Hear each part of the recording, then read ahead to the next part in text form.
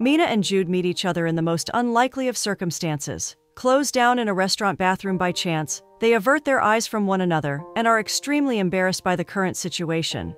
In and of itself, the fact that they are close quarters is secondary. The worst thing is that Jude has eaten something spoiled a few hours ago, and now this bathroom and his pride are paying the price for it together. The smell is so foul that Mina forgets about both her manners and her kind heart. As Jude wishes for the floor to open up and swallow him up, she pinches her nose to save herself from what seems like demise. This is only the duo's initial response to the crisis, however. Soon, when Jude calls the restaurant and a glimpse of hope shows up on the horizon, they even manage to laugh. The call is quite confusing though. Not being sure whether they understood him or not, Jude decides to hope for the best and starts out a mellow conversation. Here, both parties learn a little more about one another. Mina turns out to be an employee of the Embassy of Italy, and Jude seems to be an engineer. He even tries to make a joke, but there seems to be a reason why he's an engineer and not a comedian. When the duo calls the restaurant again, they are already quite comfortable with one another. This unlikely situation, however disgusting at first, has created a bond that is as unique as they come. Relationships that are born in bathrooms must be the best. Fast forward, the two are already living together, but their bright faces are already covered in ordinariness. The phase of excitement in their relationship seems to be already gone, and the crucial time of conflict and struggle is at bay. In the morning, Mina receives a call from her job and is told that she is being transferred. Naturally, this is not the most satisfying news for Jude. As poisonous thoughts start roaming in his mind, bitterness is painted on his face. He just hates the fact that his girlfriend won't quit her job. She would be able to find another one quite quickly, and then they wouldn't have to engage in this enormous transition. Truth be told, Jude is afraid, and he thinks that it is unfair. That day, an accident happens during sex, an accident that will change their life together. In the next scene, Mina checks if she's pregnant and realizes that she won't be going anywhere. When Jude finds out about it as well, silence falls for a moment or two. There are no cheerful cries and no tears of happiness. There is a pair of concerned eyes and two minds, preparing to make the biggest decision of their lives. Once the decision is made, however, the firm embrace comes. They are going to get married and raise this child together as a family. The wedding passes by greatly. Jude's mother, Anne, whom Jude hates and has no contact with, tries to create an alliance with Mina, but other than that, it all goes perfectly. Unexpectedly, Jude surprises his bride with an Italian song. The song is about a man who has fallen in love with a double-sided person. Both sides meet in one place and create such a sharp edge that anybody who approaches will be cut immediately. Jude has not seen Mina's other side yet. Is this song foreshadowing? Please don't. After the wedding, the newlywed couple is going at it in the restaurant kitchen when suddenly they hear a gunshot roaring in the distance. Abruptly, they go out to check what is happening. The untidy wedding hall looks like something taken out of a post-apocalyptic movie. But what is waiting for them outside is much more mysterious. A man, cloaked in shadows, is holding a shotgun, while a deceased is lying beneath his feet. After catching a glimpse of the couple, the man simply moves away and disappears from their view. Well, I changed my mind. Let the song be the foreshadowing event, and not this. Thank God, this last episode turns out to be only a dream. It seems to have been on repeat in Mina's mind. Troubling as it is, she wants to talk about it with her husband, but Jude thinks that it's nothing more than a dream caused by mental sickness. She should just eat more after waking up. After this best professional medical advice is given out, the couple goes to one of their friends' art exhibitions. The conversations there are interesting enough to stick around and not perish from boredom, but after a few moments of being among the group, Mina suddenly feels the urge to get a breather. Not feeling well, she finds a way outside and looks for some space. But the uneasiness and the colorlessness of the city seem to be suffocation for her. Bit by bit, the fading consciousness is visible on her face until her body surrenders and falls down. As the doctor says, she just has to eat better. The growth of the baby is slowed, and it is all because Mina doesn't process enough protein on a daily basis. The ultrasound isn't even fully finished when the girl feels an urge to get up. She feels as if the procedure is hurting the baby, and nothing seems to make her reconsider. Jude looks extremely concerned while in the elevator. Here, Mina says that she'll be going home, but within the course of the next few scenes, we see her roaming about the city. Unexpectedly, while wandering around, she comes across a psychic reader and decides to have her fate revealed.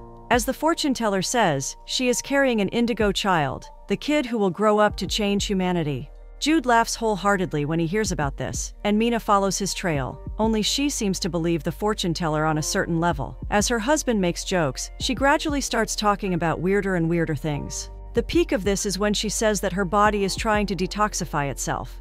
This is why she has no appetite. Or perhaps it is the child inside her belly who demands this. The fetus must know what it wants. It is special after all. Before going for a shower, Jude says that there's a doctor who practices alternative medicine. She wants to go see him instead. As long as Mina doesn't return to that fortune teller, Jude is okay with everything she chooses to do. He should think again. Probably. Mina seems to be drawing further and further back into the realm of delusion. And soon, things might become much scarier than they are now. In the next scene, she is trying to give birth in a bathtub, but she is so underweight, and she has such little fluid, that the child fails to come out. The baby is stressed, time is running out, and the situation is becoming rapidly dangerous. She must come out as quickly as possible and agree to C-section. Dread conquers her entire mind and body when Jude and others try to get her out. She feels as if they are going to hurt her baby, so a lot of convincing is needed to make her reconsider. Unfortunately, Jude is forced to lie at this moment. He promises that there won't be any surgery. It is already the middle of the night when the mom wakes up in a hospital bed. Her baby is no longer inside her belly, and seeing no glimpse of him nearby, she stands up to go in search of him. Clearly, her body isn't ready for this yet, but by some unearthly power, she manages to make her way down the hall. Jude finds her, leaning on a counter, dragging her feet in search of her son. Naturally, he tries to get her back inside her room to explain how necessary it is to conduct surgery, and how crucial it is that she let the doctors take over now. As it turns out, they are currently running some tests and making sure that the kid is all right. Minda's body acts as if it's in danger and nothing around it is trustworthy enough to lean on. Weary of everything and everyone around her, she avoids Jude as if he were some evil villain, trying to steal away her son. Thanks to this state of mind, even doctors fail to stop her. Seeing her condition, the main gynecologist realizes that it would be better to let her hold the baby for a moment. And so, for Mina's psychological well-being, she should be given a moment with her son. Fog is scattered right away. As the child appears in her arms, the engines of Mina's body and soul draw a deep sigh and let out all the steam that was accumulated inside. She relaxes, and tears of happiness start falling from her cheeks. As time goes on, the couple forgets all about their friends and devotes their lives fully to this baby. Naturally, this sounds very cute, but in the next scene, we learn that the situation is everything but cute. Jude seems extremely unhappy and weary as he enters his apartment. Approaching his son, he's waved away by Mina to go and get cleaned first. No germ, nothing from outside that could harm the baby, should come near. Sensing that it's not right, Jude yields and washes his hands. When his son is alone with him, he checks his temperature and sees that they are having the fever problem again. As it turns out, the little one has been having this fever for 2 weeks already. They need to go to the doctor to prescribe him medicine, but Mina is strongly against this. Medicine is nothing but poison, and her son must fight the fever himself. Unfortunately, this conflict isn't the kind of everyday struggle that families often have to go through. At this moment, Jude knows that his son's health is in danger, but his wife seems to believe in notions that lie far beyond any scope of rationality.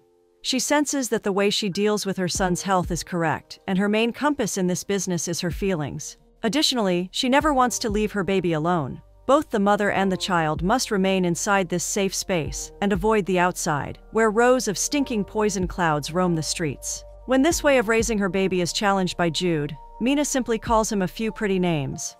Well, as you might have already gathered, their marriage is going great. The next morning, Mina leaves the baby for the first time, so Jude uses this opportunity to take him to a doctor. There, he learns something extremely troubling. His son isn't growing. The little one is suffering from malnutrition. Since Mina isn't breastfeeding and the child is eating only vegetables and oilseeds, the risk is as high as it gets. Jude's son is in danger, and he must catch up to his development as quickly as possible. They must start with animal fats and vitamins 3 times a day. Throughout this whole visit, Jude seems a tad embarrassed. He must be feeling like a father who has failed his son, but he is ready to do whatever it takes to turn this situation around.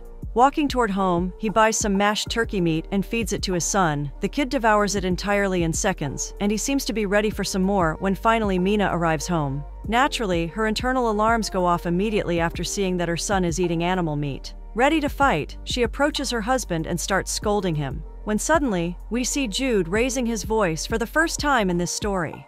Shouting at Mina, he says that he is done watching his son starve. Mina pauses here, seeing that she won't be able to win this battle. She turns back and locks herself inside the bathroom. It is already evening when she finally comes out. Gazing mysteriously, the words she says contain a sprinkle of threat. From now on, she agrees to let him decide what their son eats, but she won't have him yell in front of him ever again. As trust disappears in the marriage and the symptoms of OCD become more and more obvious in Mina's behavior, the situation becomes even worse.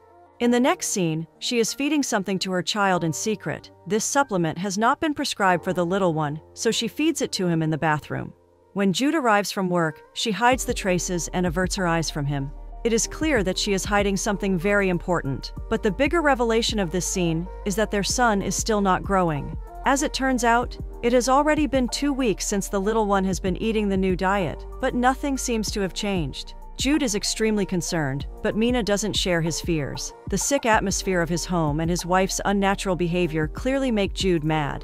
Early the next morning, he checks the supplements stored inside the bathroom and finds something that is not supposed to be there. When he wakes up, he chooses not to talk about it with Mina. She has been hiding it this whole time, so he's sure that he won't tell the truth. When the kid finishes his breakfast, the mother immediately takes him to the bathroom and locks herself up. This is when Jude calls his doctor and asks him about the supplement he found. Dreadfully enough, it turns out to be under no circumstances should the taking that after every meal. The fact that he's not growing is definitely caused by that supplement. When Mina comes out of the bathroom, Jude immediately explodes in her face. Soon, he even forgets about the agreement regarding his screaming. Mina is his son deliberately, and she is doing it in secret.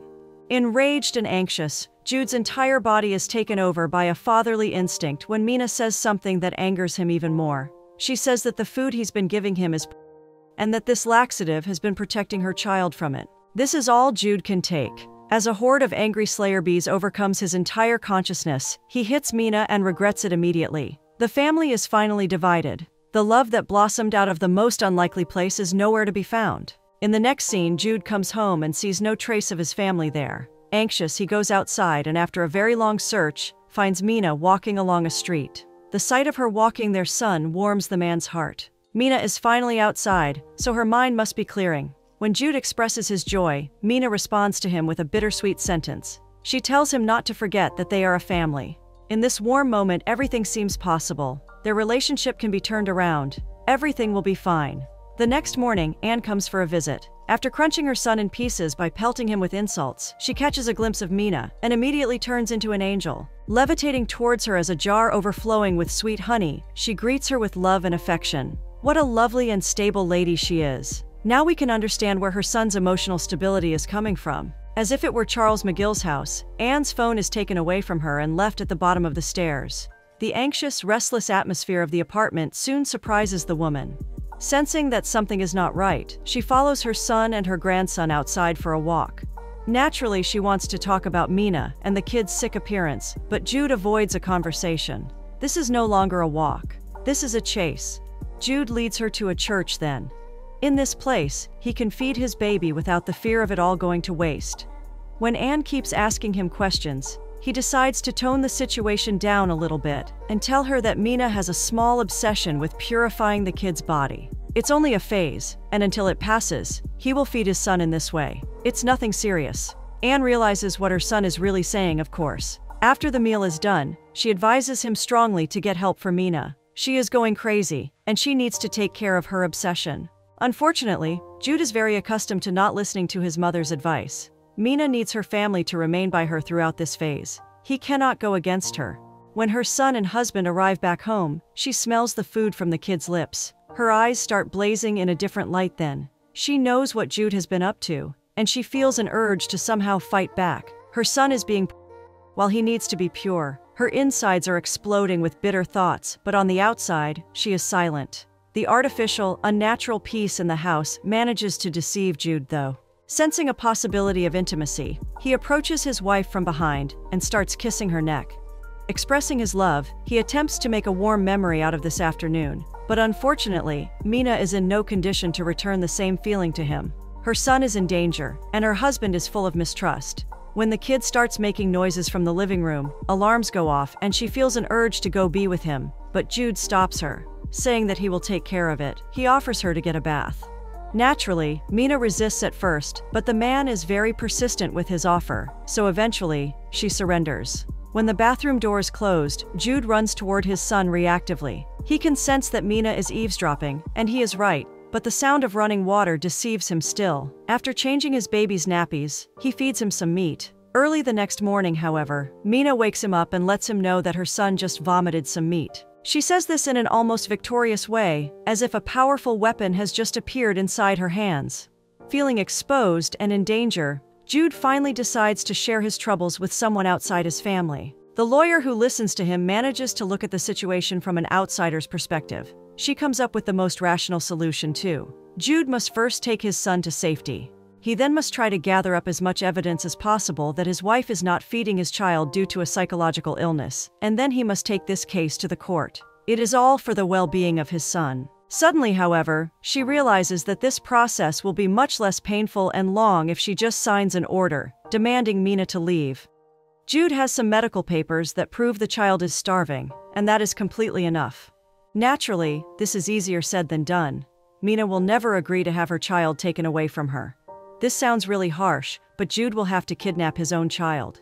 In the next scene, he tries to convince his wife to stay at home while he takes the kid outside for a stroll, but Mina feels uncomfortable with that. She is so exhausted she might melt once exposed to the sun, but she just can't stand being far from her son. As it seems, Jude will have to do it anyway. When Mina goes away to prepare, he takes the child and sneaks outside the door in a rush. Anne takes the kid to safety then, so Jude gets to walk back home in a relaxed manner. This manner of his behavior, however, is of course a little incongruent with the situation he's in. A terrible contraction awaits at home. Surprisingly enough, however, nobody screams in the next scene. Mina accepts her fate without fighting back. It is a sorrowful thing to see her reaction to the legal papers. Teardrops rain down on her cheeks as Jude lets her know that she will be able to visit anytime she wants. She just has to take care of herself for now. Time passes then. Winter comes, and Mina is on the road to see her baby after a long time. The house where he now lives seems like a meat dungeon for the girl. Filled with hunting rifles and deer heads, it represents everything she deems dangerous and immoral. Her son, however, looks much more healthy now. Anne seems to have been taking good care of him. It is right at the moment of Mina's arrival that the kid has to be changed, so naturally the mother dashes forward to do it herself. Anne is clearly weary of this, but she has no other choice but to let her have him for a while. Going downstairs, she decides to wait for it, but very quickly, she starts to feel uneasy. For all she knows, Mina might be doing something vile upstairs. The entirety of her body and senses are pushing her to get up, so Anne surrenders and walks in on Mina, doing something to the child. We don't get to see it right now since she's doing it on the floor, but the expression on her face clearly reveals that she was doing something she was not supposed to do. Realizing that she can no longer be here, she tries to run outside, but suddenly she runs into Jude, who has just arrived. The man offers to stay for dinner, but Mina feels an urge to get away as quickly as possible. When the man runs after her, she decides to try her luck. Turning back, she tells him that this is a terrible place for a child. They should come back home. The three of them should reunite. Unfortunately, this attempt of hers proves to be futile. Jude firmly believes that they cannot rebuild their marriage until Mina receives some treatment for her obsession. Returning home, he finds what she has done. As it turns out, the baby is covered in the lac. In the next scene, Anne is cooking some meat when Mina walks inside the house. Silently, she almost sneaks inside the kitchen and sees her baby, breathing the foul steam of a cooking animal. Anne senses her presence then. Feeling empowered and dominant, she lets the girl know that she will never win this battle. She might have fooled Jude, but she will never be able to fool her. She is in the middle of this kind of communication when suddenly she hears dogs barking behind the house. No matter what she said previously, she proves to be fool enough to leave the kid with Mina. Using the opportunity, the girl picks up her child, paces towards the living room, and reaches for her bag to run away. Unfortunately for her, however, this is exactly the time when Jude comes back home. Catching Mina in the act, he tries his best to soften his voice. Warmly, he tells her that she is welcome to see his son anytime she likes, but she is not allowed to take him with her. This is just not going to happen. Feeling trapped and afraid, the girl remains silent. Every time she runs from Jude, she runs into his mother. She may not be able to run away now, but she won't let her son go, no matter what. They are hurting him here. He is being raised with filthy that pours mud into his pure soul. She can feel her son's body decaying as he tries to process animal products, and she feels immeasurable pain because she has no way of helping him. At this moment, Jude continues to be soft and safe. Approaching the girl, he manages to grab a hold of the baby, and once he becomes sure that he has a good grip on him, he changes color abruptly. Pushing Mina with one hand, he stands up and looks down on her. The girl seems to be in pain. She has banged her head quite strongly on the floor, but Jude's expressions remain unchanged. He has hurt his wife, but at least now his son is stationed safely in his arms.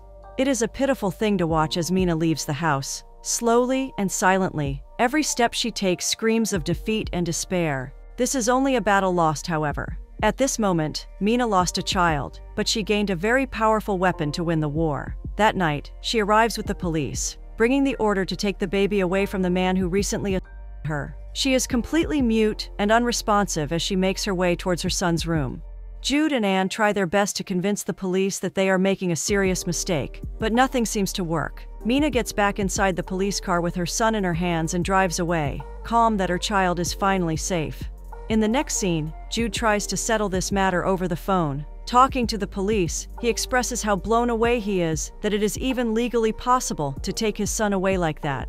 For a long time, he shoots argument after argument, but unfortunately for him, the person on the other line basically tells him that he has lost his son for good. Meanwhile, Mina is at home, bathing her child. The filth he has been through needs to be washed away, so she spends a lot of time in water. A different life starts for her then. A happy and fulfilled life. One night, she is woken up by noise coming from the entrance of her apartment. Someone is walking up the stairs. The steps are heavy, and the air is filled with some dark anticipation. Bit by bit, the anticipation grows, and the apartment gets filled with a thrilling emotion. The footsteps arrive, Mina draws her last breath, and the shot is fired. A few minutes later, Jude rushes inside a police station and gets his son back, while his mother talks to a detective behind the bars. She did what was right. She ended everybody's suffering by sacrificing her own freedom.